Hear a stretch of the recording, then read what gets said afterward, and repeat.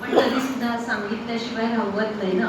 आपल्या पंचांगाच्या नियमाप्रमाणे, खगोलशास्त्राप्रमाणे आपल्या ह्या सगळ्यातले जे काही क्षयतिथी होतात, वृद्धी असते, तर त्या सगळ्या दिवसांची बेरीज वजाबाकी करत करत एक महिना नेमका शिल्लक राहतो. आणि तो महिना ह्या 3 वर्षांनी आपल्या या हिंदू पंचांगाप्रमाणे अधिक मास म्हणून बसवलेला आहे. आता त्याला तो अधिक जास्तीचा जादाचा महिना, मग त्याला काय मधमास म्हटलं, धुंडा मास म्हटलं. अधिक महात्म्य वाचलं असेल तर मग हा अधिक मास रुसला म्हणे आणि त्यांनी पुरुषोत्तमाची भगवंताची आराधना केली की काय मला हे नाव दिलंय, हे काय नाव आहे, धुंडा मास, अधिक मास. आणि असं म्हणून भगवान श्रीकृष्ण त्याच्यावर प्रसन्न झाले आणि त्यांनी त्याला सांगितलेलं आहे की हा जो मास आहे या मासामध्ये तुझ्या सन्निध मी तिथे कायम असेल आणि जो कोणी माझी आराधना करेल त्याला मी सदैव प्रसन्न राहील, त्याच्यावर कृपा करील, त्याचं मी कल्याण करील. आणि ह्या मासाला भगवंतांनी नाव दिलं पुरुषोत्तम मास. म्हणूनच आपण जे सुरुवातीला म्हटलं की खूप काही कळत नसलं काही हरकत नाही, पण ऐकून ऐकून बऱ्याच गोष्टी आपल्याला माहिती झाल्या. त्यानुसार हा महिना सुरू झाला की गीतेचा 15वा अध्याय म्हणायचा. एवढा आपल्या या ठराविक परंपरेतल्या सगळ्या लोकांना माहिती आहे आणि निष्ठेने म्हणतात. हो, माझ्याकडे तर अशा नोंदी असतात की गीतेचा 15वा अध्याय एकादशीला तर आम्ही ताई 12 वेळा म्हणतो, द्वादशीला 12 वेळा म्हणतो, शिवाय विष्णू सहस्रनाम 5-5 वेळा म्हणतो. अहो, हे केवढं, ही साधना ही चेष्टेचा विषय नाहीये. एकदा म्हणता म्हणता सुद्धा आपल्याला जर जांभया येत असतील तर 12-12 वेळा म्हणणाऱ्यांचं निश्चित कौतुक आहे. आणि त्यांना हे कुठेतरी काहीतरी आत वाटतंय म्हणून ते करतायत ना. मग असा हा पुरुषोत्तम, आता आपण हा बघितला की पुरुषोत्तम योग गीतेमध्ये प्रत्येक अध्यायाचं नाव आहे आणि त्याला पुढे जी पुष्पिका आपण अध्याय संपल्यावर म्हणतो त्यामध्ये त्या त्या अध्यायाचं नाव दिलेलं आहे आणि योग असं त्याच्या पुढे जोडलेलं आहे. तर हा पुरुषोत्तम योग आणि हा योग भगवंतांनी या अध्यायामध्ये फक्त 20 श्लोकांचा अध्याय आहे ना. आणि सुरुवातच श्री भगवानुवाच, कुठेही भगवंतांनी याच्यात अर्जुनाला बोलायला क्षणाची पण संधी दिली नाही. सगळं ओळी 20 ते 20 श्लोक स्वतःच म्हटलेले. एकदा जे सुरू केलं ते 20 श्लोक अखंड, मध्ये मध्ये काही अध्याय थोडा तरी एखादा प्रश्न अर्जुनाने विचारलाय. अर्जुन उवाच, काहीतरी मनात शंका आली तर तो म्हणतो ना स्थितप्रज्ञस्य का भाषा समाधिस्थस्य केशव, काहीतरी तर शंका आली तर, आणि ही यायला पाहिजे ना, नाही तर नुसतं श्रवण काय हो. म्हणून काही ना प्रवचन किंवा व्याख्यानांमधून नंतरची 10 मिनिटं प्रश्नोत्तराची घेतात. ती एवढ्यासाठी आम्ही काय सांगितलं ते तुम्हाला कितपत कळलं हे कळावं म्हणून ते प्रश्नोत्तर. तर तसाच हा गीतेचा सगळा संवाद हा प्रश्नोत्तर रूपी असल्यामुळे अर्जुनाने मध्ये मध्ये भगवंताला प्रश्न विचारले आणि त्याची उत्तरं म्हणून ही संपूर्ण गीता आहे. आता लहानपणीचा सुरुवातीला विषय काढलाच होता, तर पहिला श्लोक बघा, ऊर्ध्वमूलमधशाखमश्वत्थं प्राहुरव्ययम्. ह्याचं ती जी छोटं आम्हाला पुस्तक मिळालं होतं की नाही, तर त्याच्यावर पहिल्या पानावर एक चित्र दाखवलेलं होतं. प्रत्येक अध्यायाचं एक वैशिष्ट्यपूर्ण चित्र आहे. समान एक चित्र तर आहेच की तो रथ आहे अर्जुनाचा, अर्जुन बसलेला आहे, तो पाय उतार झालाय, भगवंत उभे आहेत आणि ते त्याला गीता सांगतायत. हे एक चित्र झालं. पण प्रत्येक अध्यायाचा एक बीज श्लोक असतो आणि त्या श्लोकावर आधारित एक एक चित्र दिलेलं असतं. तसं ह्या अध्यायाचं जे चित्र आहे तर ते लहान वयात बघितलं आणि तेव्हा खरंच काही कळत नव्हतं. तर दाखवलेलं असतं असं की एक झाड उलट चित्र काढलेलं आहे बघा, त्याची मुळं वरती आहेत आणि त्याचा सगळा शाखा विस्तार हा खाली झालेला आहे. खूप गंमत वाटायची लहान वयात, हे काय खाली डोकं वर पाय. आणि मग त्यावेळेला शाळेत नंतर जे काही पीटीचे तास असायचे, व्यायाम प्रकार, तर एक 4-2 आसनं वगैरे पण शिकवलेली असायची. आणि लहान वयात शरीर लवचिक असतं, चुटचुट हलतं. त्यामुळे सर्वांगासन सुद्धा शाळेत शिकवलं होतं आणि सर्वांगासन शिकवणारे जेव्हा ते शिक्षक आले होते तेव्हा त्यांनी आम्हाला सांगितलं होतं की हे खाली डोकं वरपाय केलं ना की बुद्धी तल्लख होते, मेंदूला रक्त पुरवठा होतो. मग ह्या वाक्याचा कधीतरी शाळेतून बाहेर पडल्यानंतर जेव्हा असंच क्वचित प्रसंगी हातामध्ये जेव्हा पुस्तक पडलं गीतेचं त्यावेळेला असं वाटलं की अरे खरंच म्हणून हे 15व्या अध्यायावर असं चित्र दिलं होतं का की खाली डोकं वर पाय. म्हणजे काय की डोकं खाली, खाली म्हणजे कुठे तर भगवंताच्या चरणाशी, त्याच्या चरणाशी नतमस्तक झाल्याशिवाय त्या बुद्धीला, त्या मेंदूला रक्तपुरवठा होणार नाहीये.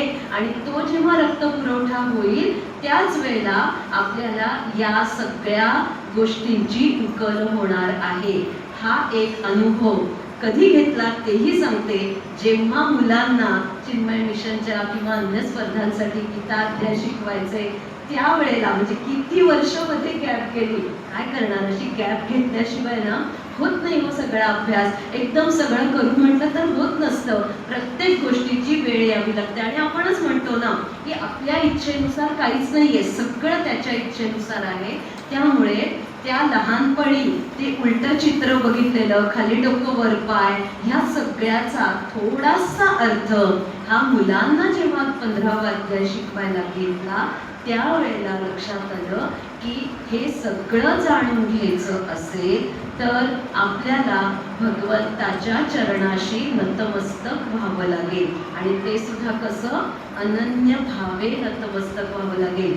जसं अर्जुन भगवंताच्या चरणाशी नतमस्तक झाला आणि त्यांनी सांगितलं की हे भगवंता, आता मला तुझ्या वाचून कोणीही नाही, मला हा जो मोह उत्पन्न झालेला आहे या मोहातून मला बाहेर काढण्यासाठी एकमेव तूच आहेस. ती जेव्हा त्याची स्थिती आली तेव्हाच त्याला भगवंतांनी संपूर्ण गीतेचा उपदेश केलेला आहे. म्हणूनच म्हणतं ना, आयुष्यात प्रत्येक गोष्टीची वेळ यावी लागते. भगवंताच्या चरणाशी नतमस्तक व्हायचं म्हणजे काय, फक्त देवळामध्ये जाऊन डोकं ठेवायचं हा झाला वरवरचा अर्थ. तसाच अर्थ ह्या गीतेतल्या 15व्या श्लोकाचा आपण थोडासा त्या पद्धतीने बघणार आहोत. हे जे संपूर्ण 20 श्लोक आहे तर त्याची थोडी वेगळी उकल पण केलेली आहे. कारण पुरुषोत्तम म्हणजे परमात्म तत्व हे जाणणं इतकं सोपं आहे. दासबोधाचा अभ्यास केलेली सुद्धा मंडळी असतील इथे. समर्थांनी गीतेतून त्यांना जे मिळालं, जे ज्ञान प्राप्त झालं ते आपल्यापर्यंत पोहोचवण्यासाठी समर्थ असो किंवा माऊली असो त्यांनी किती मोठा सगळा वाङ्मय प्रपंच मांडला आणि ते परमात्म तत्व आपल्यापर्यंत सहज सोप्या पद्धतीने समजावून देण्यासाठी एवढा मोठा प्रपंच हा आपल्याला कसा समजावा तर त्याच्यासाठी ह्या 20 अध्यायांमधली 20 श्लोकांची जी उकल आहे ती अशी, आपल्या भोवती ही संपूर्ण चराचर सृष्टी आहे, बरोबर, हे सगळं जगत आहे. ह्या जगताचं वर्णन भगवंतांनी 1 ते 6 या श्लोकामध्ये केलंय 15वा अध्याय. त्याच्यानंतर 7 ते 11 या श्लोकांमध्ये भगवंतांनी या जगतामध्ये आपण जन्माला आलो, आपण म्हणजे काय तर हा जीव, तर ह्या जीवाचं रूप काय, त्याचं स्वरूप काय याची सगळी उकल भगवंतांनी या 7 ते 11 या श्लोकांमध्ये केली आहे. आणि त्याच्यानंतर 12 ते 15 या श्लोकांमध्ये भगवंतांनी ईश्वराचं स्वरूप, ईश्वराचं रूप आपल्यापर्यंत अर्जुनाच्या माध्यमातून पोचवायचा प्रयत्न केलेला आहे. आणि त्याच्यानंतर उरलेले जे श्लोक आहे म्हणजे 16, 17, 18, 19 आणि 20 या श्लोकांमध्ये भगवंतांनी पुरुषोत्तमाचं म्हणजे परमात्म तत्वाचं वर्णन केलेलं आहे. आता वास्तविक 10वा अध्याय विभूती योगाचा झाला की भगवंतांनी या जगतामध्ये कुठल्या कुठल्या प्रकारच्या विभूती आहेत त्याचं अगदी पूर्ण विश्लेषण अर्जुनाला केलेलं आहे. किती म्हणजे सगळी ही वृक्षवल्लरींपासून आकाशातले सूर्य, चंद्र, नक्षत्र, भूमी, महर्षी असतील किंवा समुद्र आहे, नदी, त्या नदीमधली सुद्धा गंगा नदी, पण तिला मात्र भगवंतांनी विभूती योगामध्ये जान्हवी या नावाने संबोधलेलं आहे. तर ह्या सगळ्या विभूती योगाचं वर्णन करून झाल्यानंतर पुन्हा आता भगवंतांना आपल्या ह्या सगळ्या विभूतींचंच वर्णन 12 ते 15 एवढ्या 4 श्लोकामध्ये अवघं केलेलं आहे. ती विभूती कशाची, तर ही झाली चराचर जगतातली विभूती. पण जी विभूती आपल्या ठाई आहे तिची ओळख होणं म्हणजेच ईश्वराला जाणणं, आणि तोच सगळा प्रयत्न ह्या 4 श्लोकांमध्ये आपल्याला केलेला दिसतो. भगवंतांचा प्रयत्न आपण म्हणू शकत नाही, त्यांचं ते पूर्ण कर्म आहे. आपल्यासाठी तो अर्थ जाणून घेणं हा आपला प्रयत्न असतो. आता ते श्लोक जे आहेत ते घेणारच आहे संदर्भानुसार, पण परंतु असं आहे की जगताची ओळख होता होता आपण आपल्या जीवाची ओळख करून घ्यायचा प्रयत्न करतो. आणि हा जीव कसा, तर मला असं वाटतं की हा जीव जो आहे तो मी म्हणजे काय, तर मी स्वतःला देहबुद्धीच्या रूपाने ओळखते. मी कोण, माझं काहीतरी विशिष्ट नाव आहे, माझं काहीतरी कुटुंबाची ओळख आहे, माझ्या समाजाची, गावाची अशी सगळी ओळख आहे. म्हणजे देहबुद्धी ज्याला चिकटलेली आहे अशा मीची ओळख. पण ही ओळख खरी नाही. आपल्या अंतर्यामी जो जीव आहे तो जीव म्हणजेच ते परमात्म्याचाच अंश आहे. त्या जीवाची ओळख होणं हे खरं तत्व आहे. त्याविषयी भगवंत ह्या मधल्या 7 ते 11 श्लोकांमध्ये सांगतायत. आणि पुढे जाऊन आज जे आपण श्लोक पाहणार आहोत, आता तुम्ही म्हणाल की ताई सुरुवातीला तर सांगितलं की 16 पासून 20 श्लोकांमध्ये भगवंतांनी परमात्मा तत्वाचं वर्णन केलंय, प्रवचन तर पुरुषोत्तम योगावर ठरलंय, आणि मध्ये तुम्ही ईश्वर तत्वावरचे श्लोक का बरं निवडले? तेच तर मेघ आहे.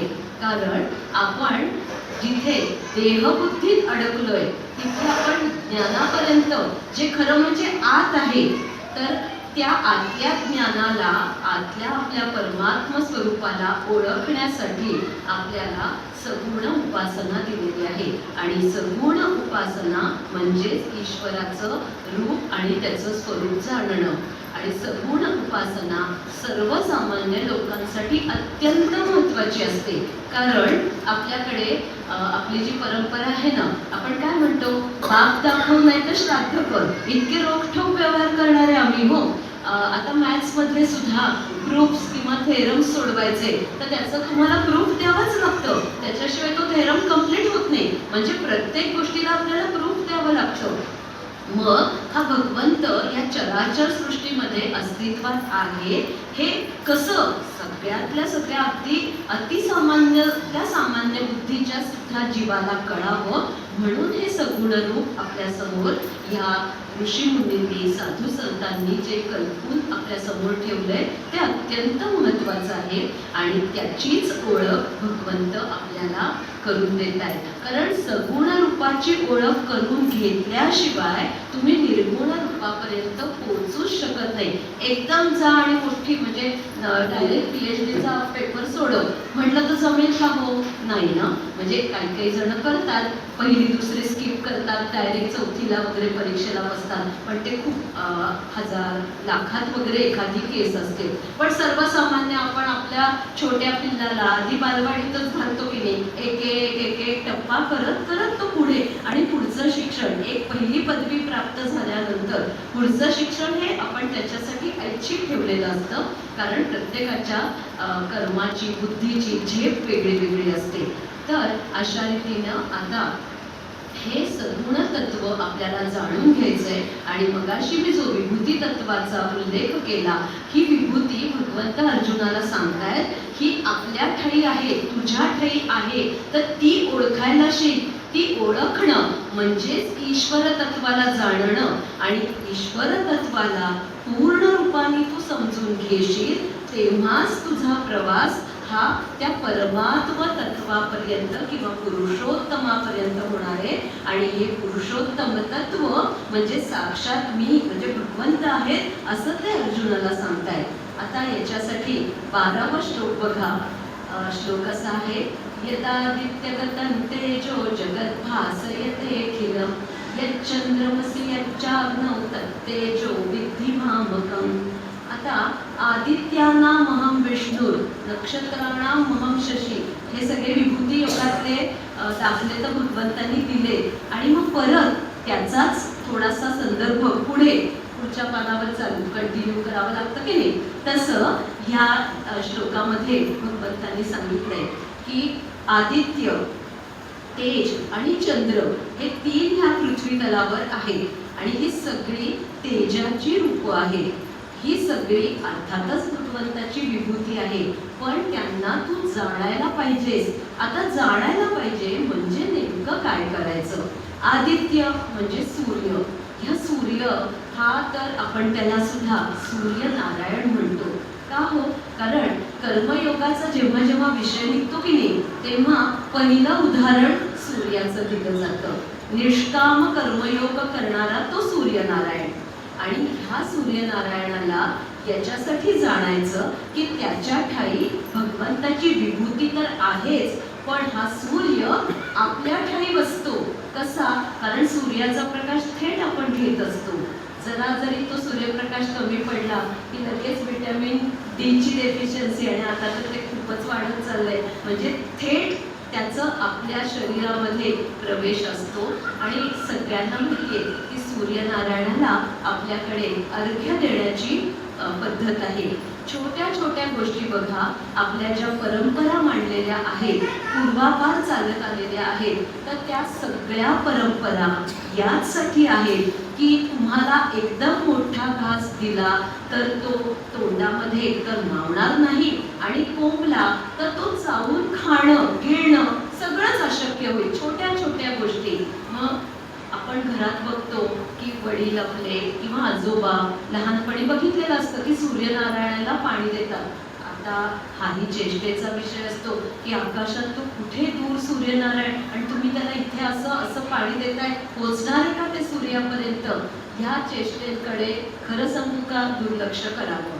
जे आपल्या परंपरागत आलेलं आहे ते आपण निष्ठेने चालू ठेवणं हाच खरा तर कर्मयोग आहे. मग ह्या सूर्यनारायणाच्या ठाई जे आपल्या पंच इंद्रिय जी आहेत, तर त्या पंच इंद्रियांमध्ये सूर्य हे पंच जी भूत आहेत त्यातलंच एक तत्व आहे. तर आपल्या नेत्रांमध्ये जी ज्योती असते, जे तेज असतं, ते आपल्याला थेट सूर्याकडून मिळालेले आहे. परंतु 12चा सूर्य आपण पाहू शकत नाही. सूर्यग्रहण पाहणं निषिद्ध असतं. पण सकाळी उगवतीचा सूर्य मात्र आपण आपल्या उघड्या डोळ्यांनी पाहू शकतो. म्हणून उठल्यानंतर सकाळी पहिल्यांदा आकाशात पतितं तोयम यथा गच्छति सागरम सर्वदेव नमस्कारः केशवं प्रति गच्छति, हा श्लोक म्हणून आकाशाकडे बघून नमस्कार करावा. एक तर आकाश तत्वाला नमस्कार होतो आणि सूर्यनारायणाला नमस्कार होतो, आणि या दोघांना केलेला नमस्कार हा अंतिमतः केशवापर्यंत म्हणजेच त्या पुरुषोत्तमापर्यंत पोचणार असतो. आहे की नाही आपली ही पद्धत? सकाळी उठल्यावर कराग्रे वसते म्हणायचं, समुद्र वसने म्हणायचं, आकाशाकडे बघून अनेक जुनी मंडळी पूर्वी असा नमस्कार करायचे, किंवा रात्री झोपताना सुद्धा आकाशाकडे बघून चंद्राला सुद्धा नमस्कार करणारे. आणि एवढं रोज नाही जमलं तर चतुर्थीला उपवास सोडायच्या वेळी चंद्राचं दर्शन घेऊनच आपण उपवास सोडतो. अहो काहीतरी तर असणार ना त्याच्या मागे. का असंच आपल्या लोकांनी किंवा त्यांना काही वेळ जात नव्हता, किंवा उगाच पुढच्या पिढीला कसल्या तरी ह्या गोष्टींमध्ये अडकवून ठेवायचं म्हणून का सांगितलं होतं? तर मुळीच नाही. ते जे तेज आहे ते तेज आपल्या नेत्रातून आपल्या शरीरामध्ये यावं म्हणून हा सूर्यनारायणाला नमस्कार अत्यंत महत्त्वाचा आहे. आणि आपल्याला ठाऊक आहे की नेत्रातलं जे तेज आहे, जर आपण योद्धे बघितले किंवा स्वातंत्र्य सैनिक बघितले किंवा राजे महाराजे बघितले, समोरच माझ्या शिवाजी महाराजांचं चित्र आहे, तुकाराम महाराज असतील, माऊली असतील, स्वामी विवेकानंद असतील, तर यांची चित्र किंवा फोटो बघा, त्यांचे डोळे बघा, काय तेजस्वी डोळे असतात. त्या डोळ्यात त्यांचं सगळं जे कर्तृत्व असतं त्या कर्तृत्व अस्तित्वाचं तेज सामावलेलं असतं. एक दृष्टीचा कटाक्ष समोरच्याकडे फेका, शत्रू तो चळचळ कापलाच पाहिजे, असं त्या दृष्टीमध्ये सामर्थ्य असायचं. आणि हे सामर्थ्य हे सूर्यनारायणाकडून मिळालेलं असतं. म्हणून सूर्यनारायणाची कृतज्ञता ही आपल्यासाठी अत्यंत महत्त्वाची. कारण असं आहे की खूप जर याच्यावर मी आधीच सांगितलं की प्रज्ञाने मला जेव्हा पुरुषोत्तम योग बोलायला सांगितला त्यावेळेला मी माझ्याकडची 4 पुस्तकं चाळली बरं का. एक तर मोठा गीता सागरच होता. बापरे, म्हटलं आता 2 दिवसात ह्याच्यातून एवढ्या पानातून शोधून शोधून नेमकं बोलू काय, बाजूला ठेवून दिला. दुसरा पण असाच बघितला, तिसरा आणि चौथं छोटंसं पुस्तक होतं. म्हणजे छोट्याकडून सूक्ष्माकडून स्थूलाकडे असं, म्हणजे छोट्या छोट्या गोष्टीकडून आपण एक दिवस मोठ्या गोष्टीकडे जाणार आहोत. तोच प्रवास म्हणजे पुरुषोत्तम योगाला जाणण्याचा प्रवास आहे. आधी तुम्ही सूर्यनारायणाची कृतज्ञता तर बाळगायला शिका. त्याला एक साधा नमस्कार तर करायला आपल्या पुढच्या पिढीला आपण सांगू शकतो ना. ही परंपरा ही मोडीत काढण्यासारखी नक्कीच नाहीये. कारण सूर्यनारायण आपण कर्मयोगाचं प्रतीक म्हणून मानतो की अखंड. लहानपणी शाळेत आठवत आहे का, निबंधाला एक विषय असायचा की सूर्य उगवलाच नाही तर. लिहिलायत ना निबंध, काय फजिती होईल. आधी गंमत वाटायची, निबंध लिहायला सुरुवात केली ना की मज्जा वाटायची की किती वेळ झोपायला मिळेल. म्हणजे झोप, एक तर सकाळची शाळा नसेल, तो डबा, मग तो घरचा अभ्यास, वा किती मज्जा वगैरे. पण मग तो निबंध लिहिता लिहिता त्या वयात सुद्धा कळलं की छे, हे काय खर्च अवघड आहे बाबा. सूर्य उगवला नाही तो काय अखंड, काय अंधार झोपून राहणार. ही संपूर्ण चराचर सृष्टी ज्याच्या प्रकाशाने प्रदीप्त झालेली आहे तो सूर्यनारायण रोज नित्यक्रमाने उगवतो. एकही दिवस आळस म्हणून त्याला ठाऊक नाही. आणि अपेक्षा, इथे बसलेले सुद्धा कोण कोण पाणी देतं हो सूर्याला? मी सुद्धा नाही होते. मी सकाळी नमस्कार नक्की करते, पण पाणी दिलं जात नाहीये. म्हणजे आपण काही देतो म्हणून तो आपल्याला प्रकाश देतोय का? तर मुळीच नाही.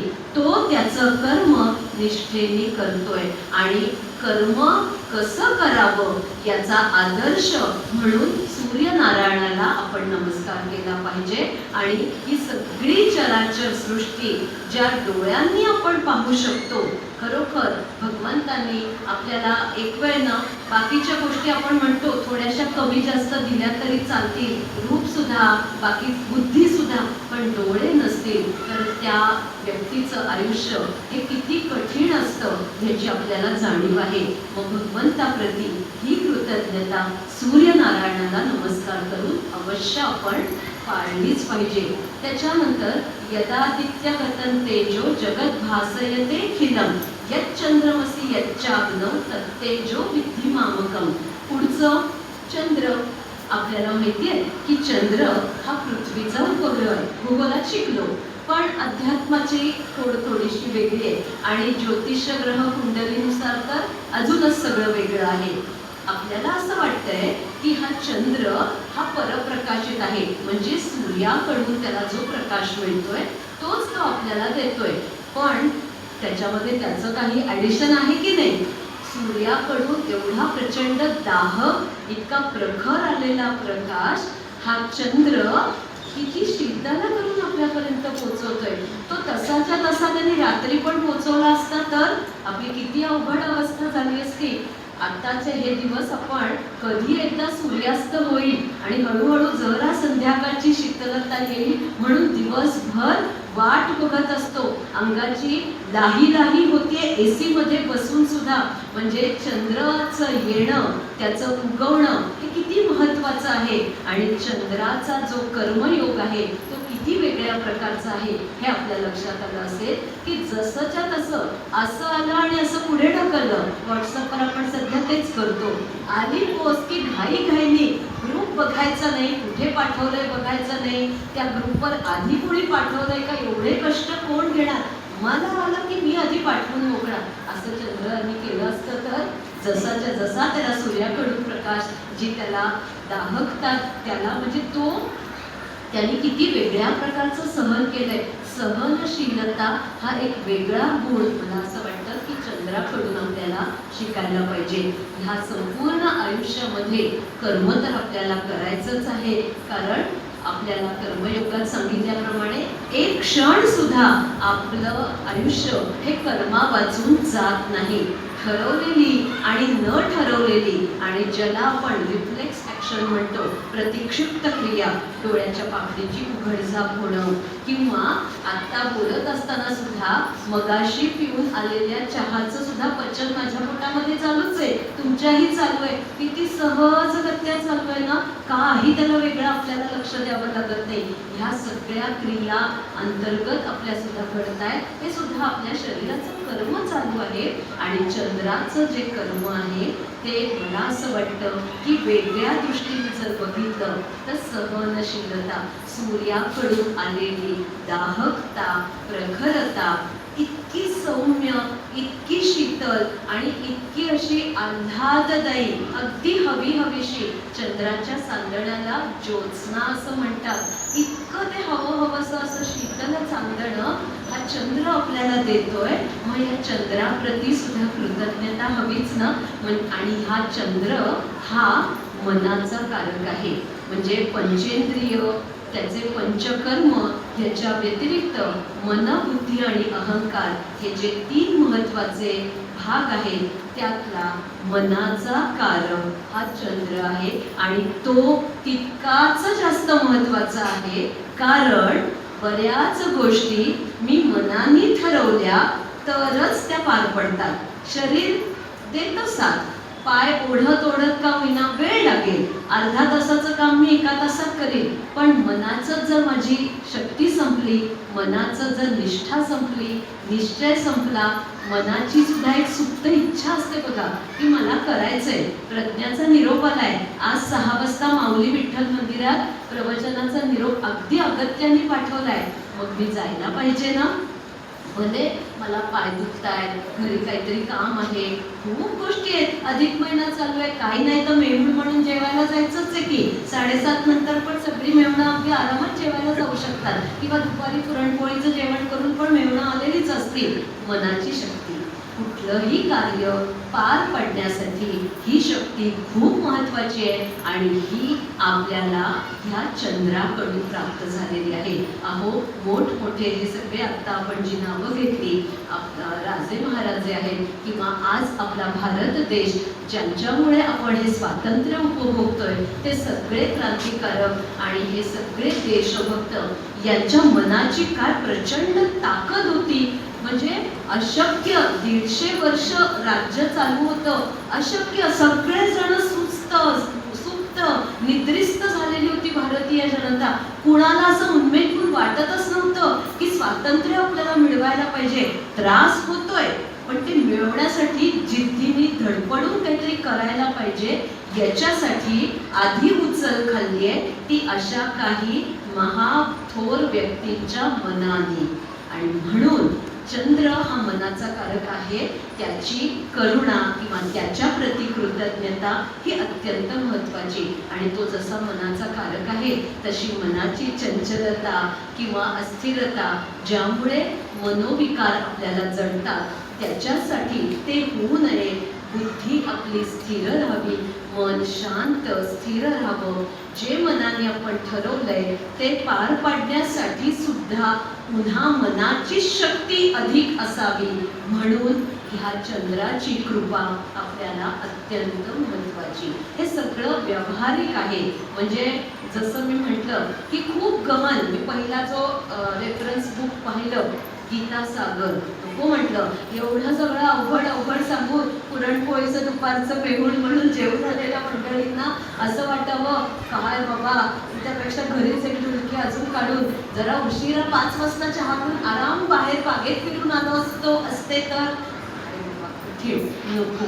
म्हणून जो विचार केला तो मी फक्त मांडते की चंद्र, सूर्य यांच्या प्रती का कृतज्ञता आणि त्यांच्या ठाई असलेली भगवंताची विभूती आपल्या शरीरावर थेट परिणाम करते, म्हणून त्यांना त्यांचं महत्त्व, त्यांचं अस्तित्व, त्यांचं कार्य आणि त्यांच्या ठायी असलेलं भगवंताचं जे स्वरूप आहे ते जाणून, म्हणजे मी तर म्हणते ना की गतानुगतिको लोकहा, नाही मला काही कळलं, माझी आई करत होती, मला आईने शिकवलंय, मी करणार. माझ्या सासूबाई करत होत्या, त्यांचं बघून मी हे करते, मी करणार.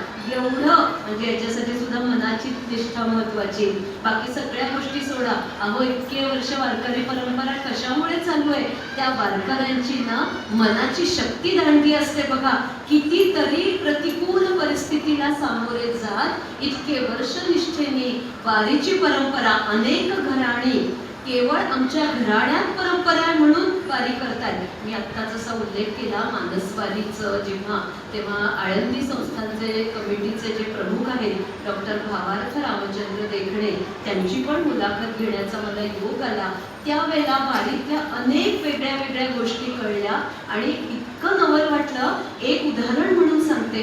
त्यांनी सांगितलं पावसाचे दिवस असतात आणि त्या वारीचे जे प्रत्येक तळ असतात ना मुक्काम, तर त्या प्रत्येक मुक्कामावर कोणाची कीर्तनं व्हायची याची सुद्धा परंपरा ठरलेली आहे. आणि ते कीर्तन ऐकायला ती दिंडी असते ना, तर त्या दिंडीला ते कीर्तन ऐकायची सुद्धा परंपरा आहे. पावसात इरलं डोक्यावर घेऊन धो पावसात सुद्धा त्या दिंडीतले ते लोक ते कीर्तन ऐकायला बसतात, म्हणजे बसतातच, कळो न कळो बसायचं. आपली परंपरा तोडायची नाही. ह्या सगळ्यासाठी बघा मनाची शक्ती खूप मोठी आहे. काय दरवर्षी तेच ऐकायचं, तेच बुवा, आणि कीर्तन करणारे बुवा सुद्धा त्या दिंडीतले ठरलेले असतात. किती म्हणजे 25-25, 30-30 वर्ष कीर्तन केलेले बुवा तिथे असतात. निष्ठा, आणि ही निष्ठा आपल्याला ह्या चंद्राकडून प्राप्त होते. त्यामुळे व्यावहारिक जीवन जगण्यासाठी ही जी भगवंताची विभूती आहे सूर्य आणि चंद्र, ही आपल्याला अत्यंत महत्वाची. आणि त्याच्याच बरोबर याच श्लोकात वर्णन केलेली तिसरी विभूती जी आहे ती म्हणजे अग्नी. आता अग्नी हे सुद्धा पंचमहाभूतातलं एक प्रमुख तत्व. अग्नी म्हणजे साक्षात तेज. आणि हा अग्नी असा तर आहेच, पण तो थेट आपल्या शरीरात सुद्धा आहे ना, जठराग्नी.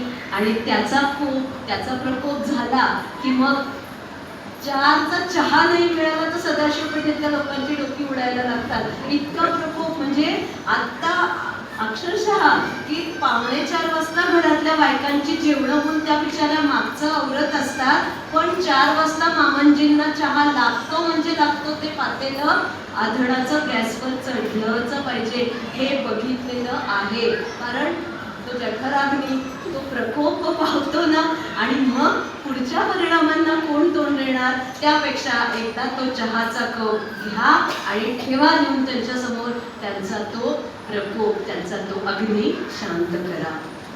म्हणजे जो आपल्याच ठायी आहे, आपल्या शरीरात आहे, त्या अग्नीची आपण करुणा तर भागायचीच आहे, कृतज्ञता तर बाळगायची आहे, पण त्याची काळजी पण किती घ्यायला पाहिजे नाही का? कारण हा असा प्रकोप होणं ही खरं तर चांगली गोष्ट नाहीये ना. आणि तो प्रकोप झाला ना की त्याच्यानुसार पुढे येणारे काही शारीरिक आजार सुद्धा आहेतच. म्हणून या अग्नीचं हे जे तत्व आहे हे व्यावहारिक दृष्ट्या जाणून घेणं खूप महत्वाचं. आणि पुढच्या श्लोकामध्ये याच अग्नीविषयी वैश्वानर अशी भगवंतांनी संकल्पना दिलेली आहे.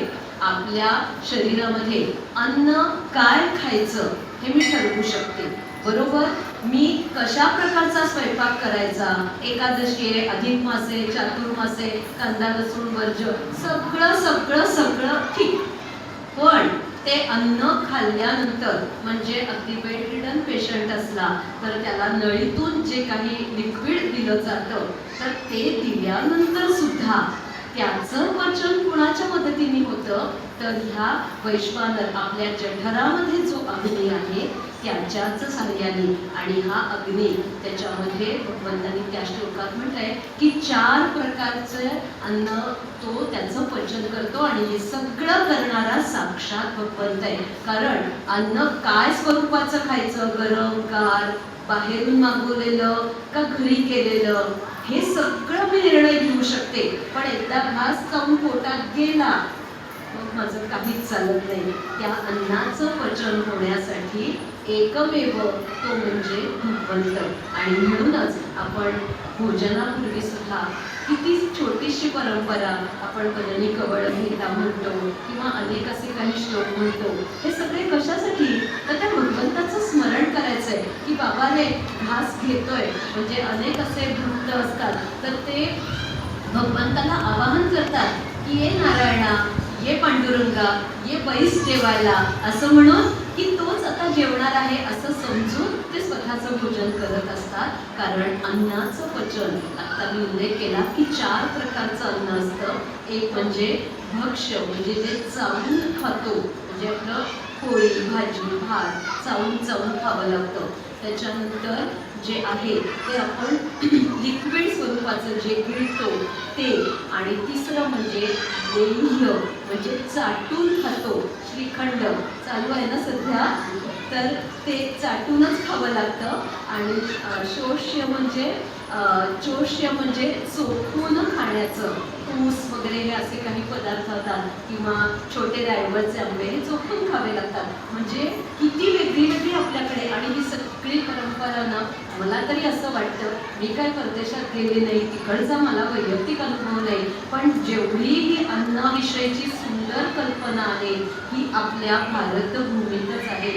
कारण अन्न हे सुद्धा साक्षात भगवंताचं विष्णू सहस्रनामातलं एक नाव आहे.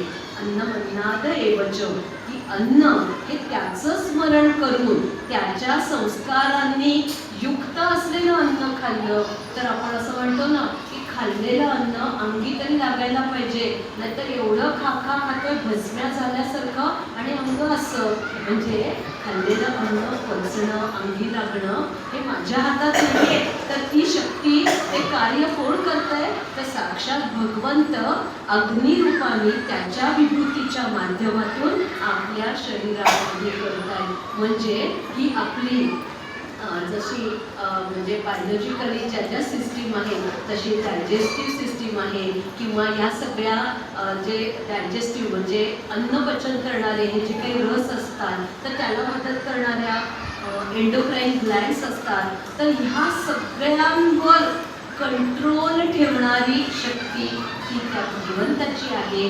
आणि ती शक्ती भगवंत अर्जुनाला सांगताय की सगळं हे तुझ्यामध्ये आहे, तुला जाणून घ्यायचंय आणि तुला त्याच्या प्रती कृतकृत्य व्हायचंय. आता अन्नाच्या बाबतीत म्हणाल तर मला भूक लागली आहे, माझी मला तर कळणारच आहे. घरी गेल्या गेल्या लेकीला कुकर लावायला सांगून ठेवलेला आहे, नाही लावला तर गेल्या गेल्या माझा रागाचा पारा चढू शकतो. कारण मला आता भूक लागलेली असणार आहे ना. म्हणजे आपलं नियंत्रण आपल्या भुकेवर नाही. माझी भूक मला कळते, माझ्या भुकेची सोय कशी मला करायची ते कळतं. पण ज्या क्षणी मला दुसऱ्याच्या भुकेची जाणीव होईल किंवा त्याच्या डोळ्यात त्याची भूक दिसते, ती जाणीव मला होईल, तेव्हा मी माझ्या अंतर्गत असलेल्या भगवंताचं स्वरूप छोट्याशा अंशाने का होईना ओळखलं असा एक त्याचा अर्थ होऊ शकतो. आणि बघा सगळ्या संतांची जर चरित्र किंवा आज आपण महाराष्ट्रामधली जरी बघितली संतांची सगळी क्षेत्र पाहिली तर प्रत्येक ठिकाणी अन्नदान हे श्रेष्ठ दान म्हणून केलेलं आहे. कारण म्हणच आहे ना आपली, आधी पोटोबा मग विठोबा. भरल्या पोटी सगळं सुचतं, उपाशी पोटी सांगायला जा काहीही, सगळं डोक्याच्या कितीतरी फूट उंचीवरून जातं. भुकेल्याला तुम्ही भक्ती कर म्हणून सांगू शकत नाही. आणि संतांनी हे जाणलंय म्हणून तर त्यांच्या ठाई सगळ्यांनी अन्नदानाला श्रेष्ठ दान म्हणून महत्त्व दिलेलं आहे. म्हणजे ह्या अन्नाचं हे अशा प्रकारे महत्त्व आणि अन्नाचं पचन होण्यासाठी जी विभूती आहे ती विभूती म्हणजे हे अग्नी, याचं तत्व भगवंतांनी सांगितलेलं आहे. आणि महत्त्वाचा अजून एक जो श्लोक आहे तो म्हणजे गामाविश्यच भूतानि धारयाम्यह मोजसा कृष्णामी चौषधी सर्वा सोमो भूत्वा रसात्मकः. चंद्राचा जेव्हा उल्लेख केला त्यावेळेला आपल्याला तेही ठाऊक आहे की चंद्राच्या शीतल चांदण्यात पिकांमध्ये कणसांमधला दाणा भरतो हे आपल्याला ठाऊक आहे. किंवा रात्रीच्या वेळेला जे दव पडतं, जे धुक्याचे जे कण येतात किंवा त्याच्यामुळे पिकाचा दाणा असा टपोरा होतो. म्हणजे असंही म्हणतात की चंद्राच्या प्रकाशामध्ये काही औषधी तत्व असतात. हे सगळं जर जाणून आपण बघितलं तर ही औषधी जी तत्व आहेत, आज पृथ्वी तलावर इतक्या वनस्पती आहेत, किती प्रकार. म्हणजे एका जर शेतात किंवा मळ्यात सुद्धा बघितलं तर प्रत्येक झाडाची किंवा वनस्पतीची पिकाची चव सुद्धा किती वेगळी वेगळी असते. धारयाम्यह मोजसा म्हणजे ही जी गामाविश्वच भूतानी, गामा म्हणजे पृथ्वी, ही पृथ्वी आपल्या अंतर्गत काय काय धारण करते. म्हणजे मळा जरी मुख्य समजा काय ज्वारी लावलेली असेल, त्याच्या अंतर्गत छोटी छोटी पिकं, त्या ज्वारीची चव वेगळी आणि त्या छोट्या छोट्या पिकांची चव वेगळी.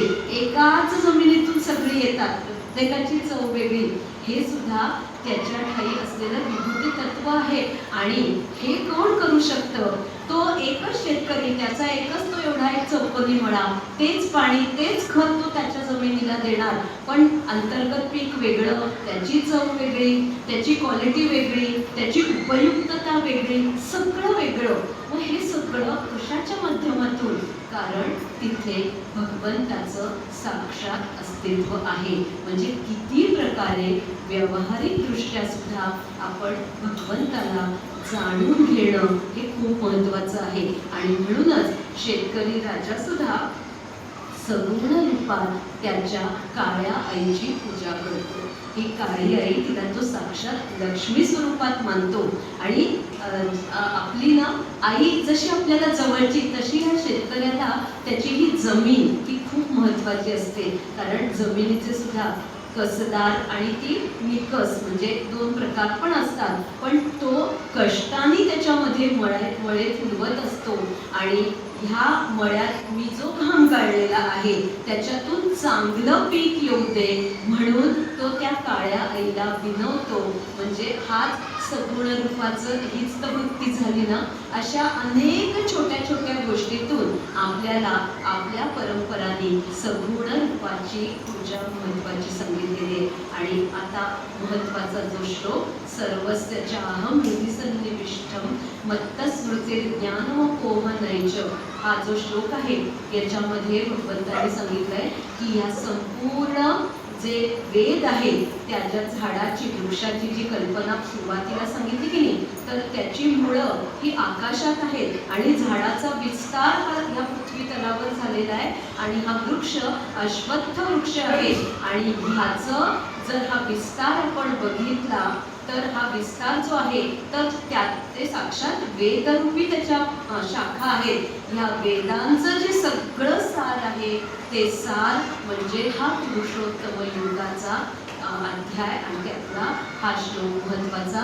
एवढं आपल्याला जाणायला जमलं आणि त्याच्यासाठी खूप मोठ्या गोष्टी करायची गरज आहे का? नाही. म्हणूनच मी छोट्या छोट्या उदाहरणातून समजावून देण्याचा प्रयत्न केला. माझी अजून एक ओळख सांगेन की तत्वज्ञान वेद्ये गुरुदेव रानडे हे माझे पणजोबा होते. आणि त्यांनी तत्वज्ञानावर इतका त्यांचा सखोल अभ्यास केलेला आहे की त्यांना परदेशातून तिथे तुम्ही या म्हणून आमंत्रणं यायची, परंतु ते परदेशामध्ये गेलेले नाहीयेत. आणि सगळं अभ्यास करून त्यांनी शेवट पुन्हा नामस्मरणाकडेच आपलं आयुष्य व्यतीत केलंय. कारण कितीही मोठं मोठं मोठं खूप खूप खूप जरी सांगितलं तरी एक भगवंताचं नाव घ्यायला तुम्हाला तुमच्या ओठी ते नाव येणं हेच इतकं महत्त्वाचं आहे. आणि ते जर निष्ठेने घ्यायला जमलं तर तुम्ही जिंकलं. म्हणजे सगळं सगळं समजलं. काय सांगितलं नेमकं ताईंनी, घरी गेल्यावर कोणी विचारलं, बापरे असं म्हणून जर खूप विचार करायला लागला तर अवघड होईल ना. काही नाही, एवढं जरी तुम्ही सांगू शकलात की आपल्या अवतीभोवती तर विभूती भगवंतांनी स्पष्ट केलेली आहे. पण माझ्या अंतरंगात, माझ्या देहामध्ये जी विभूती आहे ती म्हणजे ईश्वराचं तत्व, ते रूप, ते स्वरूप जर मला समजायला जमलं, मला ते जर त्याच्यावर मला विचार करावासा वाटला तर तोच विचार एक दिवस अनेक जन्मानंतर सुद्धा तो एक दिवस येऊ शकतो हं. पण माझं पुरुषोत्तम योगाकडे पाऊल पडलं असं समजावं. कारण मनुष्य हा कर्मयोगी असतो. एक तर तो कर्म स्वतःसाठी तर करतो, स्वतःसाठी तर कुणी जगतो. पण शेतकरी आपण बघितला, तो त्याचं जे शेत पिकवतो तो एकट्यासाठी पिकवतो का? नाही. हां, आता ते विकणार, त्यालाही पैसे मिळणार. अहो, पण त्या पिकावर कितीतरी लोकांची उपजीविका, कितीतरी लोकांचं उदरनिर्वाह होतं. तसंच त्याच्याच पुढे जाऊन हा झाला कर्मयोग आणि ज्ञानयोग. म्हणजे जसं की मी PhD केली तर ती सगळी फक्त माहितीची संकलित माझी पदवी असते. पण जर माऊलींच्या अनुसरणाने किंवा वारकरी होऊन मला जर त्या पावसात बसून निष्ठेने ते कीर्तन ऐकायला जमलं तर माझा प्रवास ज्ञानाकडे नक्की झाला असं समजावं. संपूर्ण ज्ञानेश्वरी त्या लोकांना मुखोद्गत असते, पण कुठल्याही याचा पुरस्कार त्या लोकांना मिळत नाही. आणि आम्ही एक काय एवढंसं करून आलो तर 10 वेळा ते सगळं आपल्या परिचयात लिहून पाठवायचं, हा पुरस्कार मिळाला. मला खरं म्हणजे खूप कसं तरी वाटतं, पण असो, व्यवहार पाळला पाहिजे. आणि याच पद्धतीनं आपण जर भक्ती करू शकलो तर ती भक्ती ही ज्ञानोत्तर भक्ती असते. आणि ही ज्ञानोत्तर भक्तीच आपल्याला पुरुषोत्तम योग जमण्याला एक दिवस आधारभूत होणार असते. अशा रीतीने हा पुरुषोत्तम योग थोडासा वेगळ्या पद्धतीने जे नेहमीचे प्रवचनकार सांगत असतील त्यापेक्षा थोडंसं काहीतरी स्वतःचा विचार त्याच्यामध्ये घालून मी आपल्यासमोर मांडण्याचा प्रयत्न केलेला आहे. सर्वांनी याच्यावर स्वतःचा विचार, मनन, चिंतन अवश्य करावं. जय वीर समर्थ